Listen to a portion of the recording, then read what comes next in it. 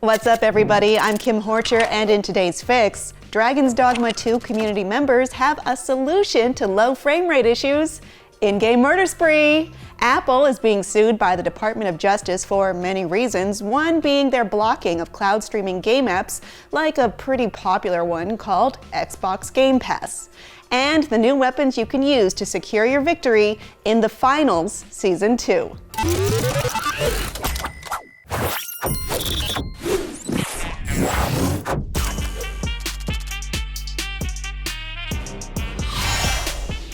Presented by The Finals. Low, laggy frame rates are a very frustrating hurdle of playing games. I mean, there aren't a ton of fixes for that besides getting a new CPU, and nobody wants to do that. But Dragon's Dogma 2 devotees have a solution. Go on an NPC kill spree to reduce the CPU drain. It's a solution Marvel's Thanos himself would approve if he liked single-player action roleplay games, and there's no wiki article that says he didn't. Pre-launch, it's been reported that Dragon's Dogma 2 has especially high demands on hardware. Players aren't happy about the prospect of their game dipping to reported rates of 30 FPS in some in-game areas, clearly.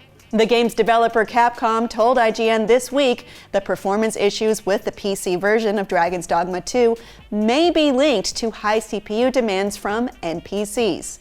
A Capcom rep told us, in Dragon's Dogma 2, a large amount of CPU usage is allocated to each character and dynamically calculates the impact of their physical presence in various environments. In certain situations where numerous characters appear simultaneously, the CPU usage can be very high and may affect the frame rate. We are aware that in such situations, settings that reduce GPU load may currently have a limited effect. However, we are looking into ways to improve performance in the future. So, since Dragon's Dogma 2 releases tomorrow, March 22nd, short-term solutions are in need if you want to play at an acceptable performance level. If you can't further upgrade your hardware, then reducing the CPU drain is some pretty clever engineering, actually. That is, if you can get over the emotional strain of callously murdering innocent village families who never did anything wrong, all for your nebulous goal of the greater good, which sounds like a compelling metagame if you think about it. So the challenge now from the burgeoning Dragon's Dogma 2 player community is to figure out which NPC's deaths are inconsequential to the plot and will not affect the player character adversely in any way. How much is the kindly innkeeper's life worth to you? An additional frame per second? What about an orphan? Would you kill an NPC dog, you monster? The Dragon's Dogma subreddit is weighing the ironically dogmatic solution via what else? Memes. For now, Dragon's Dogma 2 only has one visual mode across all consoles and launches with an uncapped frame rate. IGN's Michael Thompson reviewed the game's performance, reporting areas such as Vernworth are very demanding even on the highest-end machines, and in particular, the CPU. Dragon's Dogma 2 currently has high demands on hardware, with the Steam Deck struggling to run at playable rates. Even high-end machines with an RTX 4090 paired with an AMD 5800 X3D CPU can drop into the 30 frames per second range while in denser populated towns. Is there a solution to this besides murder time? Maybe not yet, but until then, check out our review for Dragon's Dogma 2 and do what you need to do. Apple is being sued by the Department of Justice in part for illegally monopolizing the smartphone market and gatekeeping its rivals. If you have an iPhone, you may have noticed several apps you might enjoy aren't fully functional, like cloud-based gaming via Xbox Game Pass will not work in-app and you have to use a web browser like Safari. You may have also noticed there's no alternative to the Apple App Store, and your Apple devices are not super compatible with non-Apple hardware, and that messaging anyone with an Android device fully sucks and is an undeniably lower quality experience. The antitrust lawsuit alleges Apple is restricting competition by essentially locking down iPhones from non-Apple competitors, providing fewer options and higher prices for customers who are reliant on whatever options Apple allows.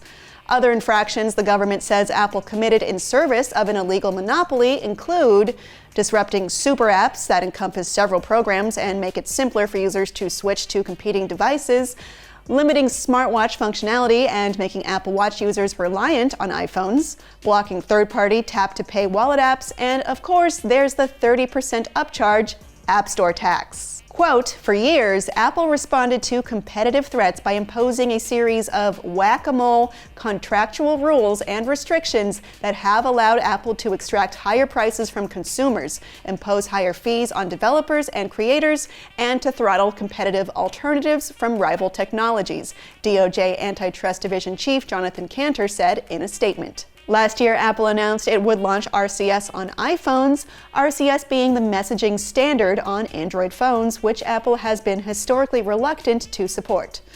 Today's lawsuit is interesting because Apple was, up until this point, the only one out of the 4 tech companies the DOJ did not sue after Apple, Amazon, Google, and Meta were named in a 2020 report on tech antitrust published by the House Antitrust Subcommittee. The over 400-page report criticized these 4 tech companies for violating various antitrust laws, from buying competitors to consolidating and preferencing their services, among other things. Legislation moves a lot slower than technology, at least in the US, as Europe has made moves via the Digital Markets Act to keep checks on large tech platforms, including Apple, emblemized by mandatory USB-C charge ports for phones sold in the EU instead of the proprietary Lightning ports every other iPhone user is forced to work around. Over the last several years, massive tech companies like Apple and Google have faced scrutiny for how they gatekeep their platforms away from the competition, as several companies like Spotify and Epic Games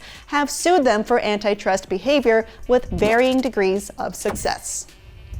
The Finals Season 2 arrived this week, unveiling a fresh 5v5 gameplay mode, a brand new playstyle with unique tools, and private lobbies. On top of all of that, they also unleashed new weapons available to each class, so let's dive into them. Light class users can now equip a burst-fire machine pistol called the 93R. This is a solid tool for dishing out damage and lowering your time to kill, especially when you're zooming around in your glass cannon build. Mediums get the famous Burst Assault Rifle, a classic weapon that's perfect for players who enjoy strafing and peeking corners to whittle down their opponents. Heavies get access to the KS-23 Slug Shotgun, and if you played the beta, you know just how dangerous a damage-centric heavy can be. You can jump in and try out all of these new weapons right now in The Finals Season 2, available on PlayStation 5, Xbox Series consoles, and PC. And that was your Daily Fix for Thursday, March 21st. Thanks for joining me, and like I mentioned before, check out IGN's review for Dragon's Dogma 2 before it officially launches tomorrow, as well as our guide for everything you need to know before you start your game. We didn't include the NPC kill spree, but you do you. And as always, for everything in the world of gaming, you're already in the right place. IGN.